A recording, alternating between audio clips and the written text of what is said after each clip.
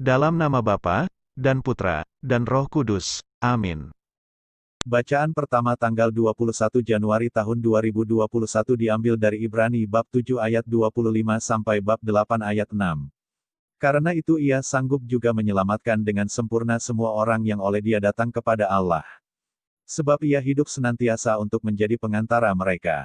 Sebab imam besar yang demikianlah yang kita perlukan, yaitu yang saleh, tanpa salah, tanpa noda, yang terpisah dari orang-orang berdosa dan lebih tinggi daripada tingkat-tingkat sorga, yang tidak seperti imam-imam besar lain, yang setiap hari harus mempersembahkan korban untuk dosanya sendiri dan sesudah itu barulah untuk dosa umatnya, sebab hal itu telah dilakukannya satu kali untuk selama-lamanya, ketika ia mempersembahkan dirinya sendiri sebagai korban.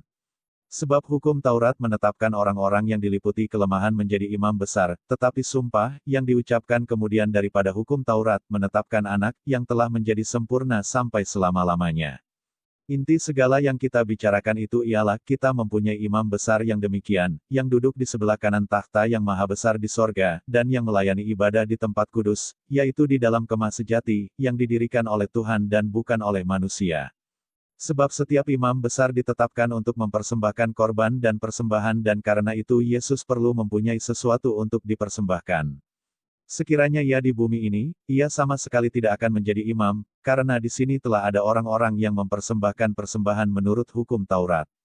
Pelayanan mereka adalah gambaran dan bayangan dari apa yang ada di sorga, sama seperti yang diberitahukan kepada Musa ketika ia hendak mendirikan kemah. Ingatlah, demikian firman-Nya, bahwa engkau membuat semuanya itu menurut contoh yang telah ditunjukkan kepadamu di atas gunung itu.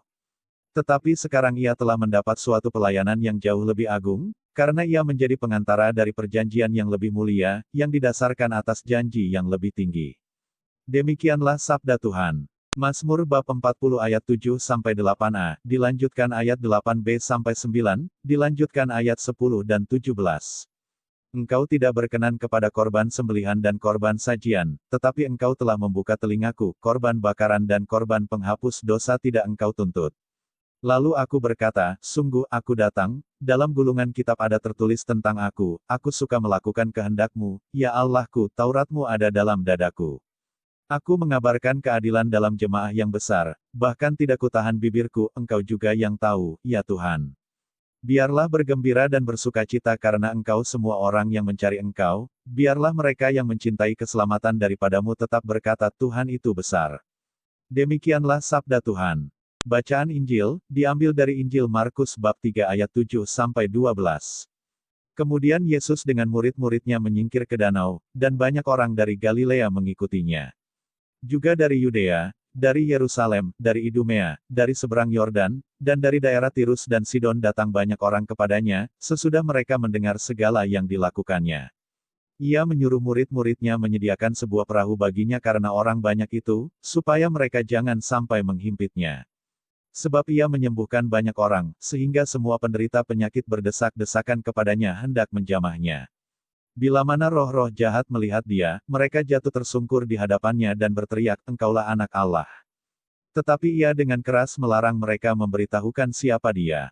Demikianlah Injil Tuhan. Terima kasih telah menonton channel Firman Harian. Jangan lupa like, share, subscribe dan nyalakan lonceng notifikasinya, agar tidak ketinggalan update-update video dari kami. Tuhan Yesus memberkati.